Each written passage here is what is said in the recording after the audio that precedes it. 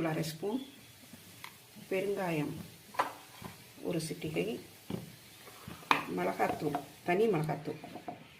தனி மிளகாத்தூள் இங்கே என்கிட்ட கொஞ்சம் ரொம்ப காரமாக இருக்கிறதுனால நான் கம்மியாக தான் போடுறேன்.